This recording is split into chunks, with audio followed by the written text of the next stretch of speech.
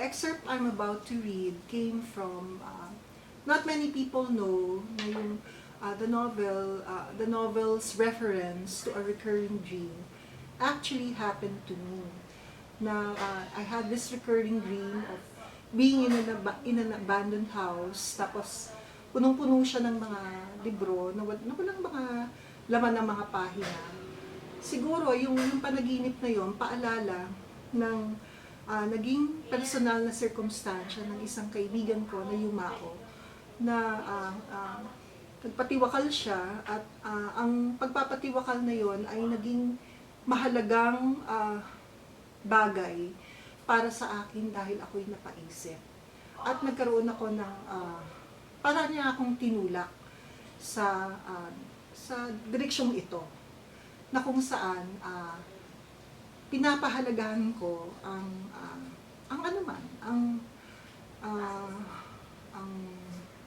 syempre ang kakayanan na sumulat, ang makakilala ng mga tao, panibagong mga karanasan sa araw-araw, ang buhay mismo.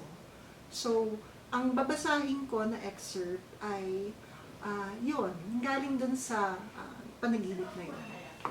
Waking from a dream. I am about to pick up the book on the windowsill when I notice a flock of long-tailed sparrows fluttering down the branches of the tamarind tree in the yard. Briefly, I listen to their chirping, then wonder why there are no letters, no words, or no text on the pages of the book in my hand. The sparrows then fly from the tree as a flapping, fluttering flock, and with it the pages of the book fluttering to a close. Only then do I notice the books strewn all over the place, along the length of the hallway, on the terrace, at the porch, near the door. Piles and stacks and single books left randomly about. They are like dry leaves blown by the wind into this empty house. Then the wind starts whistling again, parting the curtains. It whispers that I should pick up each book and turn the pages only to see the persistent blankness in there. The floorboards shut their wood eyes under my feet as I walk, and my movements slow as if underwater.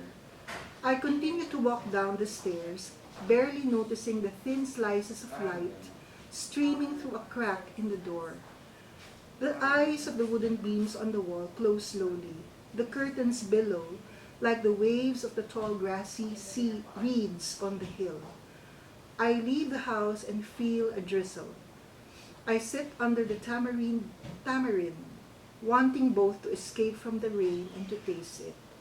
Only then, too, do I notice that the house is close to the edge of a cliff, its upper floor hunchbacked from the weight of time. Several times I have dreamed of his house, and every time it is quiet, peaceful, empty of people. Or is it? I hear the voices of my father and mother, but each time I approach their sources, everything just falls silent again, and I will see that there is nobody there, just the rustle of leaves falling, the flutter of wings, the whistle of pages turning with the wind. Thank you.